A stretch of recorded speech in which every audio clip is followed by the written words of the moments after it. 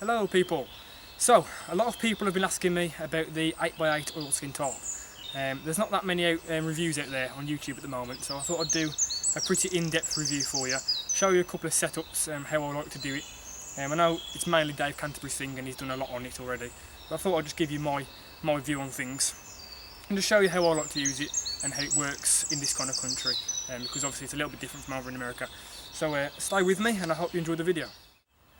Okay, so I've laid it down on the floor for you so you can get a bit of perspective on how actually big it is. A lot of people use the 3x3 metre DD tarp. This is slightly smaller. I think 8 foot comes in at about 2.5-ish metres, so it is a little bit smaller than that. So it's not perfect for the winter time, because in the winter time you obviously want a little bit more room to be able to get all your stuff under. But you can definitely get away with it, you know. It's late February now and I'm still using it. It is perfectly fine. It's really robust, and I quite like it because it holds the snow off quite well. Well, I would imagine it holds the snow off quite well. So yeah, I'm going to lie down for you now. I mean, I'm 6 foot, so I'm pretty tall. I'm not the tallest, but you know. So you can imagine if I'm in the middle of it, it's giving me a good foot either side of me to keep that weather out. Like I say, it is more ideal for the summertime because you haven't got that risk of rain coming in diagonally. But I haven't had a problem yet. So I'm going to set it up and show you the first kind of setup that I like to use it in. Okay, so the tarp has got 16 tie-out points along the edge, and it's got 5 tie-out points, well, 5 tie-out points along the centre and 3 actually in the centre piece. So 16 total around the edge and 3 in the middle. In my opinion it could do with a couple more to the left and right of the centre piece, but I might do fine, and that's just the way it's been produced. So I'm going to take you a little bit closer in now and show you stitching and grommets. Okay, so this is the centre grommet. This is going along the ridge line to all the other ones. It is, I'll just flap that out for you.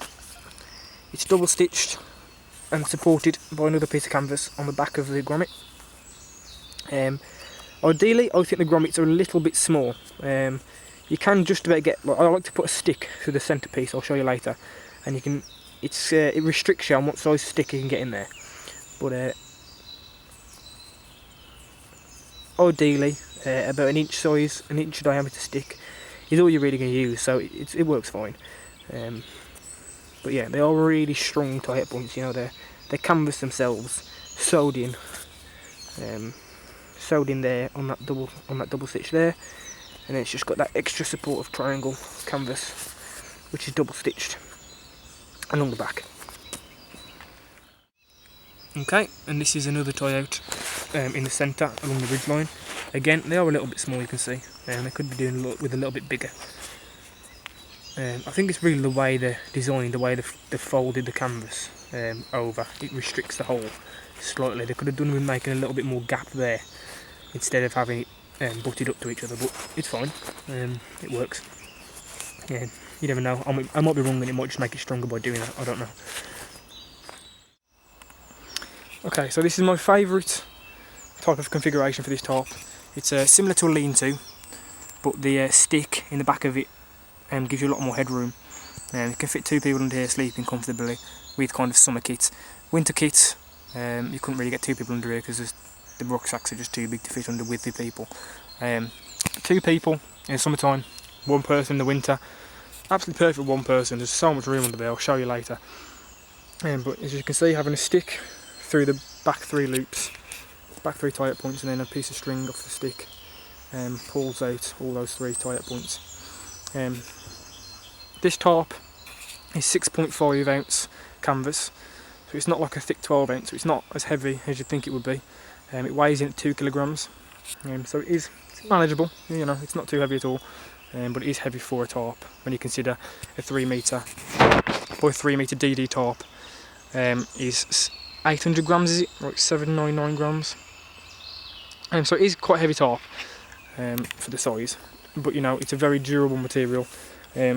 It's very versatile. If you needed to, you could carry somebody on this. If you know, if there's a serious injury in the woods, you can make a kind of, you could lash something together to carry them on that. Carry firewood on this if need be. You know, if you've got a pile of firewood quite a way away from camp, you can use this to carry it without having the fear of ripping your synthetic tarp. And because it is quite a heavy tarp, you can't put the paracord or your guide line through the loops.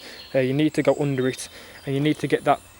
This is 550 paracord, and you need to get that ridge line taut be taut, like guitar string tight, before you put the tarp over. Because if you tried to put the guide line through the tarp, tie out points, and then tie it up, the tarp's just too heavy to pull against and get it tight enough.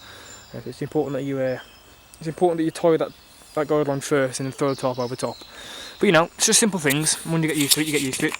And literally, I am so glad I bought this tarp. I would not go anywhere without it. I absolutely love it. So me and Jamie will get under there now and just show you that two people can get under here. So that's how I set it up. I use bank line on my tie-out points because it's nice and strong. And I only put tie-out points on the first two. I only have guide lines on those two. I don't put them anywhere else. But I do have several other pieces hanked up. Several other pieces of bank line hanked up in my bag in case I should need it. You know, obviously for the back piece, I use it there. But that is twine today. So yeah. Okay, so as you can see, I can fit in here pretty easily. I can sit up here, I can sit right back here and still have plenty of headroom.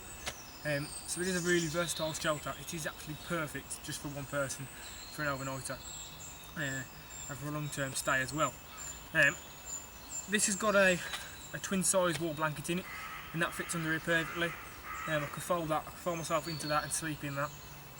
And then underneath, just for a waterproof ground sheet, I use the Pathfinder survival blanket, and that works really well because it's got that reflective side to radiate heat back up towards you. So yeah, that's pretty much it. There's a lot more that I could go into, but this video would be extremely long. So if you've got any questions, just be sure to ask me, because I've done quite a lot of research into this tarp before I bought it, because I wanted to know exactly what I was getting. I'll put a picture at the end of the plough point configuration, which is another one of my favourite configurations. But this is definitely more roomy. This one gives you a lot more area space to view. In the winter time, I tend to use the plough point. I find that's a little bit better because it closes off the sides, so you get less wind coming through. But summertime, when it's nice and warm, I like this setup. So I'll put a picture in for that, so you can just so you can see that. But obviously, there's a lot more of the configurations you can use as well.